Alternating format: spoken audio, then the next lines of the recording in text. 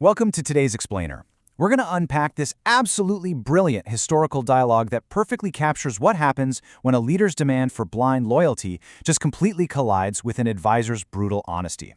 We're diving right into a deeply tense, highly charged confrontation between Prince Duryodhana and his veteran advisor, Vidura.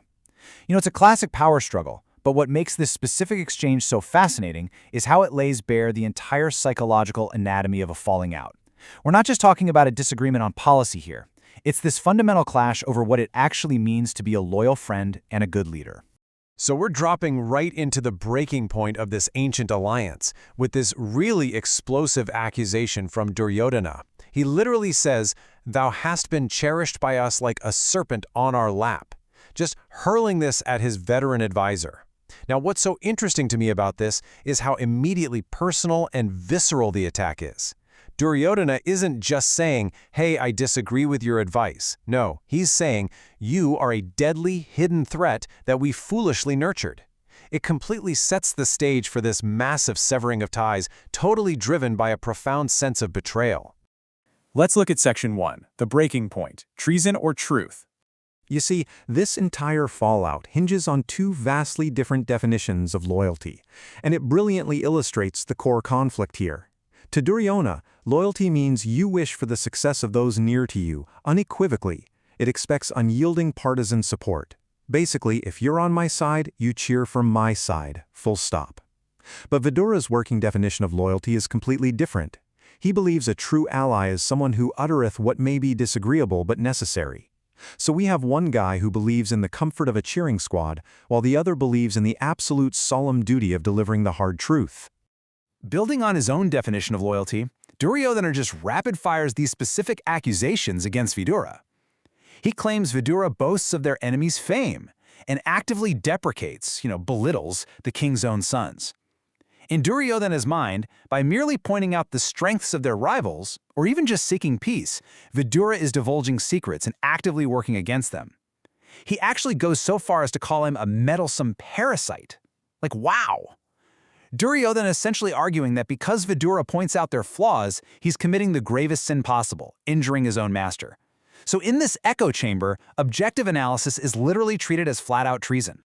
But Duryodhana doesn't just attack, he also deflects. Get a load of this incredible justification he gives for his own behavior. He says, like water that always floweth in a downward course, I am acting precisely in the way in which he is directing me. And here he's referring to his single supreme controller. The crucial point is that, to avoid taking literally any responsibility for his stubbornness and his anger, Duryodhana claims absolute fatalism. He argues he's just a force of nature, completely lacking free will in this matter. It's such a fascinating psychological shield. He's basically telling his advisor, hey, your advice is entirely useless because I'm predestined to act this way anyway. Let's look at the rhetorical weapons Duryodhana uses to seal his argument. Notice how he uses this highly volatile imagery to paint his advisor as an immediate threat. We already saw the serpent on the lap thing, but he also compares Vidura to a cat wishing evil on the very person feeding it. He likens his own anger to camphor, which is a highly flammable substance that has just been struck by a spark, arguing that once lit, it'll burn to ashes and just cannot be extinguished. He even throws in the metaphor of an unchaste wife who forsakes her well-meaning husband.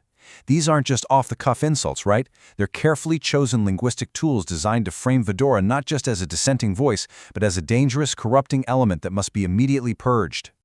Moving on to Section 2, the defense and Vidura's bitter medicine. Now, instead of just engaging in a shouting match, Vidura executes this absolutely brilliant rhetorical maneuver and systematically dismantles the attack. First up, he exposes the totally fickle nature of royalty, noting how leaders can grant protection one day and then literally strike you down with clubs the next. He completely flips the power dynamic by calling the prince a child. He says only a child accepts someone as a friend and then faults them for acting like one. But honestly, the most powerful part of his rebuttal is his observation on the court's ecosystem. He states plainly that agreeable speakers, yes men who will just tell you whatever you want to hear, they're incredibly common in this world. You can find them anywhere. But finding a true ally, a speaker or a hearer who deals in hard, disagreeable truth, that is exceptionally rare. To counter Duryodhana's metaphor of the snake, Vidura introduces his own legendary metaphor.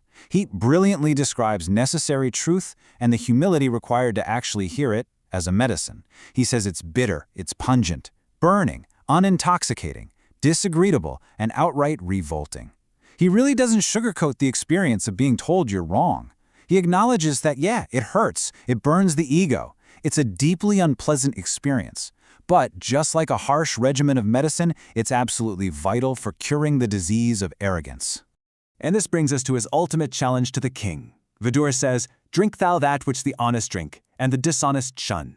He argues that swallowing this burning, bitter medicine of truth is exactly what honest leaders must do to regain their sobriety and perspective. The dishonest, well, they shun it because they prefer the comfortable intoxication of flattery.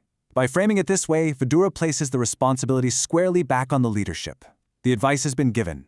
Now, do they actually have the moral constitution to stomach it? Which brings us to Section 3, the fallout and the price of truth. Sadly, the medicine is rejected.